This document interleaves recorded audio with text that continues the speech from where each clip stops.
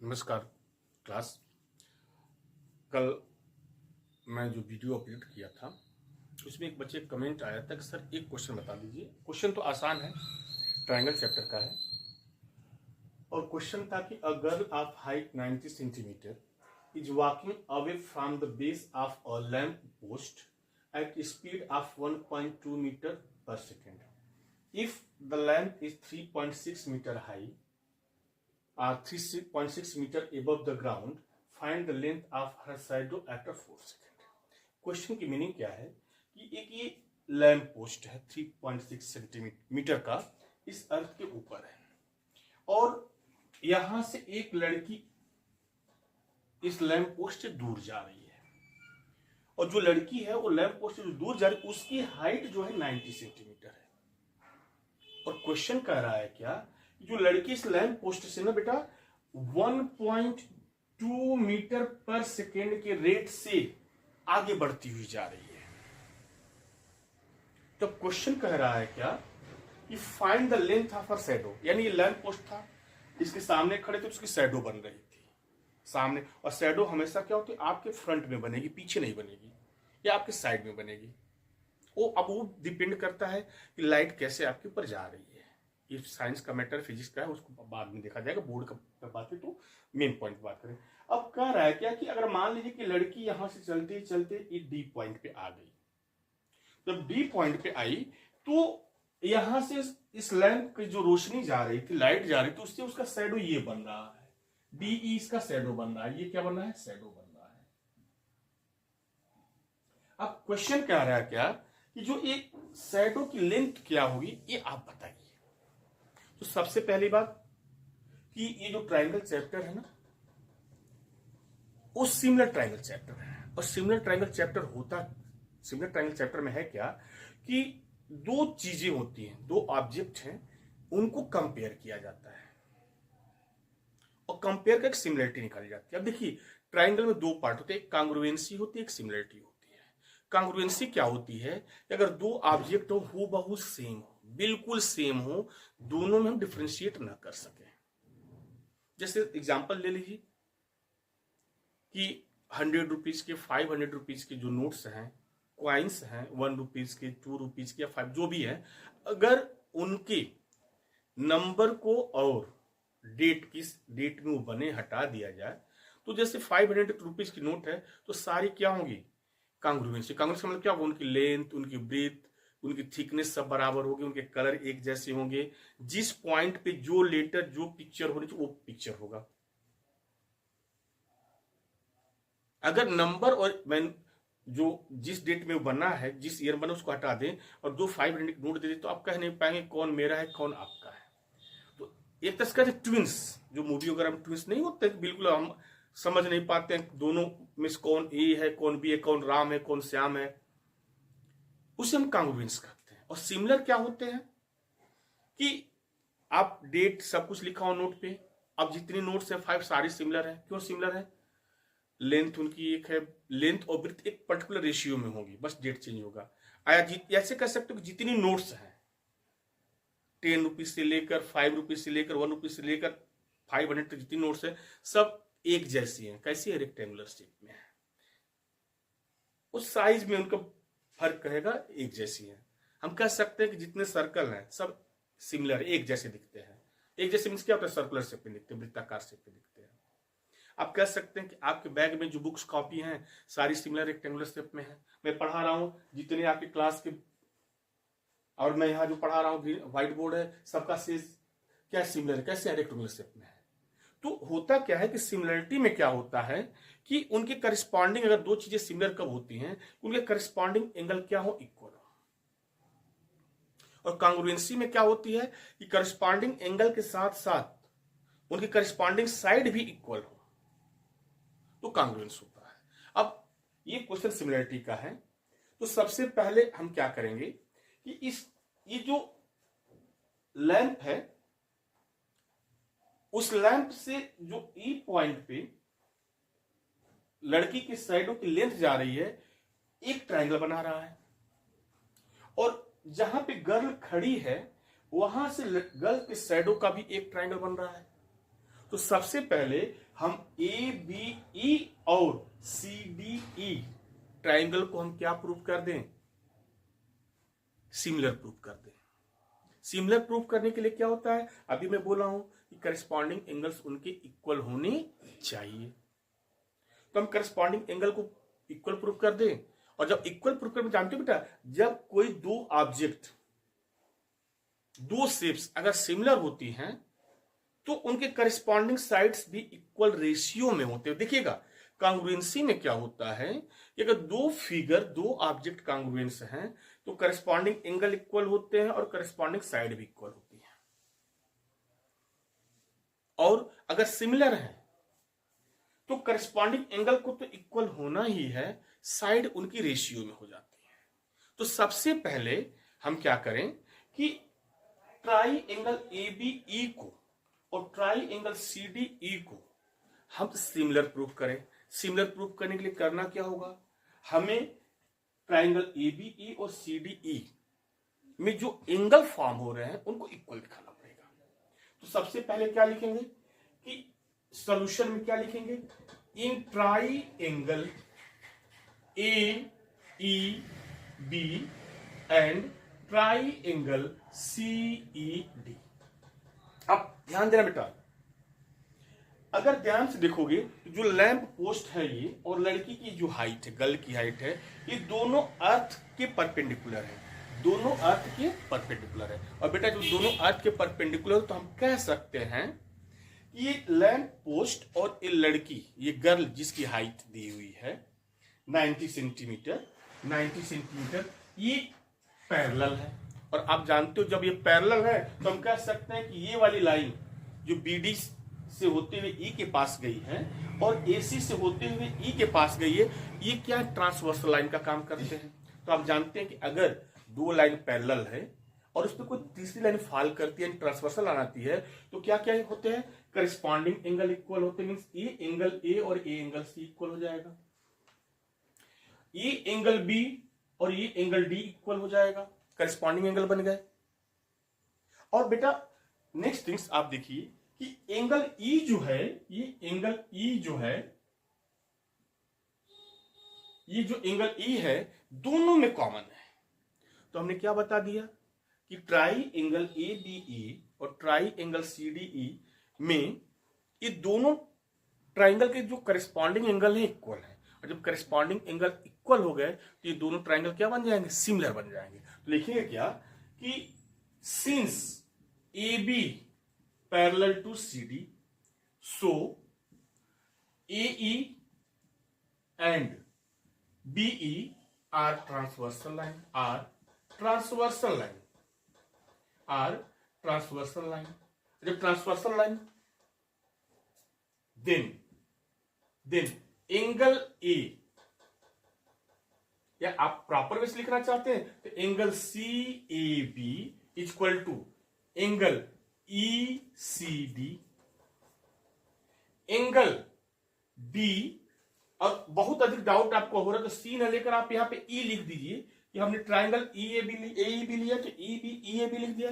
अब क्या लिखेंगे, अब क्या बोले, यहां पे डी फिर ना लिखे, हम क्या लिखेंगे, angle e b a equal to angle e d c. और रीजन क्या है, करस्पॉन्डिंग एंगल, यहां मेंशन कर देंगे करस्पॉन्डिंग एंगल, करस्पॉन्डिंग एंगल।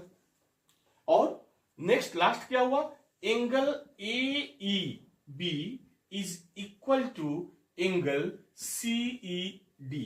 क्यों, क्योंकि रीजन क्या है, कॉमन, ये दोनों में एंगल ई आ रहा है।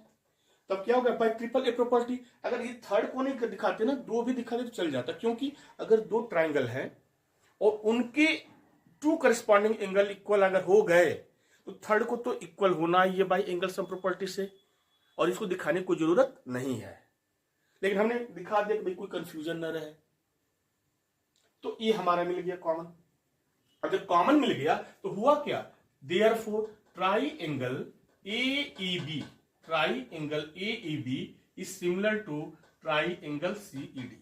यानी ये दोनों ट्राइंगल, और जब ये दोनों ट्राइंगल सिमिलर हो गए तो होता क्या है, क्योंकि करस्पॉन्डिंग साइड्स इक्वल रेशियो में होती हैं। यानी आप कह सकते हैं जो डीई अपान बीई होगा वो सीडी अपान AB के इक्वल होगा, और ये जो होगा आपका EC अपान EA के इक्वल होगा। या इसको ऐसे प्रॉपर से लिख दे तो हम लिख सकते हैं कि CE अपान AE के इक्वल हो गया। मान लीजिए इक्वेशन फर्स्ट हो गया।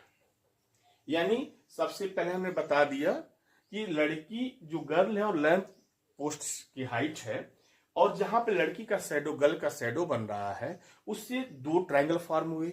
एक ट्रायंगल ABE फॉर्म हुआ, दूसरा ट्रायंगल CED फॉर्म हुआ। और ये ट्रायंगल में हमने बता दिया कि इनके बीच में कैसा रिलेशन बन रहा है, सिमिलर हो गया। ये तो आपका फर्स्ट पार्ट था यहां तक। अब हम मेन टॉपिक पे आए। हमें पूछा है लेंथ ऑफ हर शैडो, यानी length of her shadow means DE की लेंथ पूछा है। अच्छा बेटा एक चीज बताओ कि ये मीटर में दिया है, सेंटीमीटर में है, तो 90 सेंटीमीटर को आप मीटर में बदल लो, 100 से डिवाइड करो तो 0.9 होगा, या मीटर को सेंटीमीटर में बदल लो। बट यहाँ पे देखो ये स्पीड दिया है ना, मीटर में दिया है, तो अगर हम मीटर को चेंज करेंगे तो दो जगह चेंज करना पड़ेगा, और अगर सेंटीमीटर को मीटर में चेंज करते हैं तो केवल एक जगह चेंज करना पड़ेगा, क्योंकि एग्जाम में टाइम बचाना भी है हमारा अगले क्वेश्चन के लिए, और ऐसा करें कैलकुलेशन कम मिले। तो हमने क्या किया कि in spite of changing metre I change centimetre in metre. अब बेटा ये जब पूरा आ गया तो हमारा एक रिलेशन बन गया। अब हम अपने मेन टॉपिक पे आएंगे। मेन टॉपिक क्या है यहां पे कि आपका जो टर्म दिए गए हैं उस टर्म को लिख देंगे इस ट्राइंगल के अकॉर्डिंग। तो क्या दिया हुआ है, AB आपका 3.6 मीटर दिया हुआ है, CD जो गर्ल की हाइट है वो 90 सेंटीमीटर दिया है, और जब मीटर में चेंज करें तो 0.9 मीटर बन जाएगा।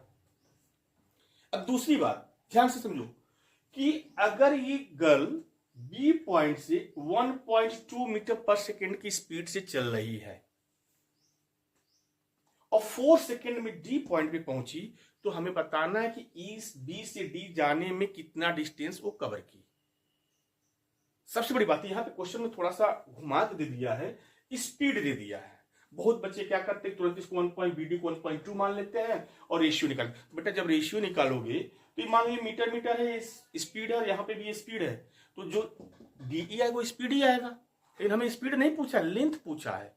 तो लेंथ पूछने के लिए क्या करेंगे कि हम BD को भी लेंथ बनाएंगे। कैसे बनाएंगे, क्वेश्चन कह रहा है कि लड़की 1.2 मीटर पर सेकेंड की स्पीड से 4 सेकेंड चली। तो अब ये बताओ, एक सेकेंड में आप 1.2 मीटर चलते हो तो 4 सेकेंड में कितना चलोगे, मल्टीप्लाई कर देंगे।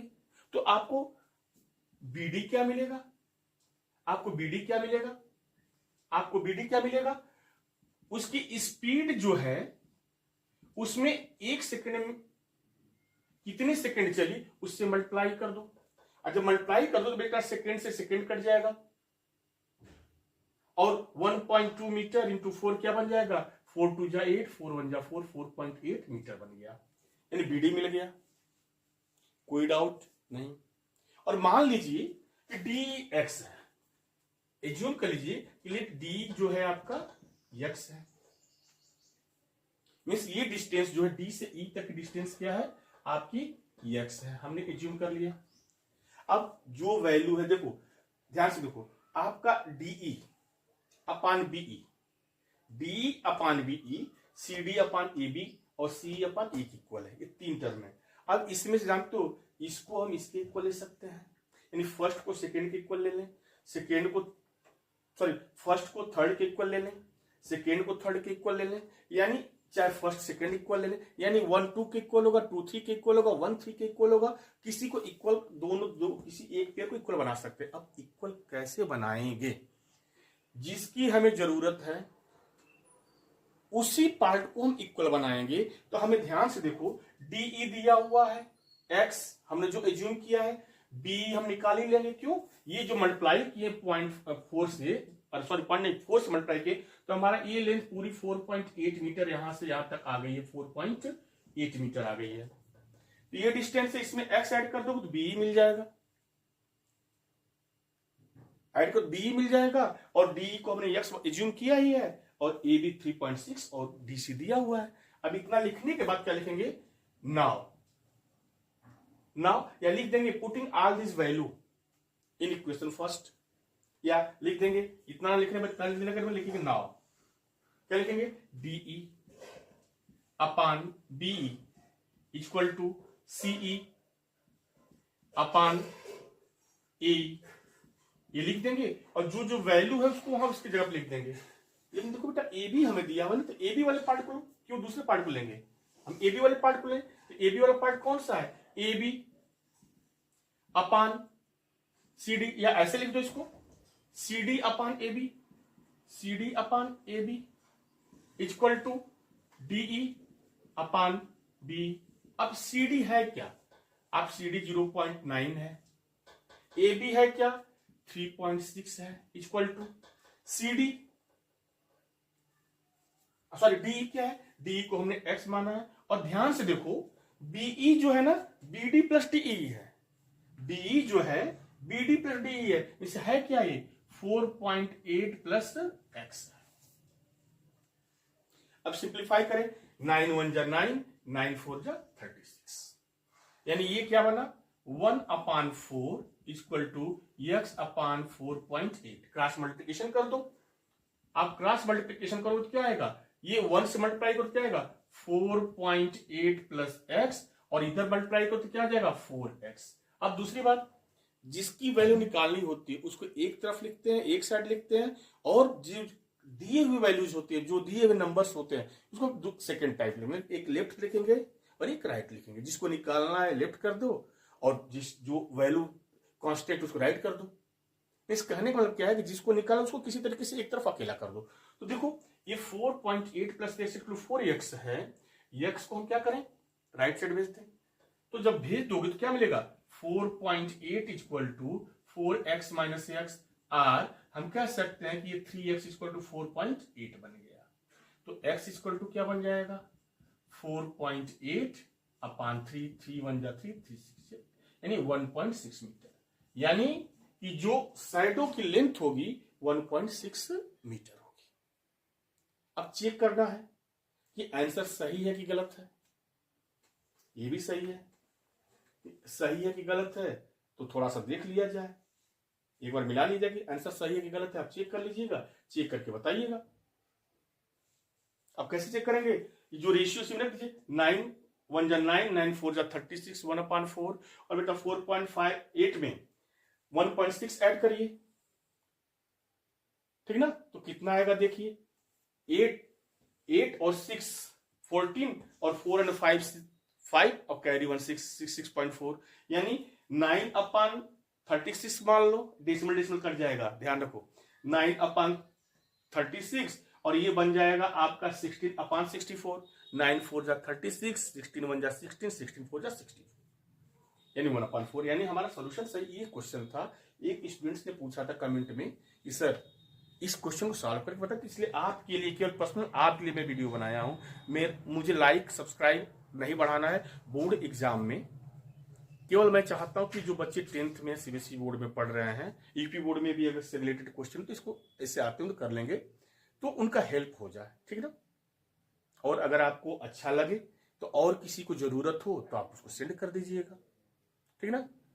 मैं यूट्यूबर नहीं हूं, मेरे पास जो संसाधन है उसी संसाधन से मैं बना रहा हूं वीडियो आप लोगों को देखने के लिए, कि आप लोगों का और किसी को कोई क्वेश्चन हो 10th में कहीं से भी किसी तरीके का, आप कमेंट कर देंगे तो मैं जरूर वीडियो बना के डाल दूंगा।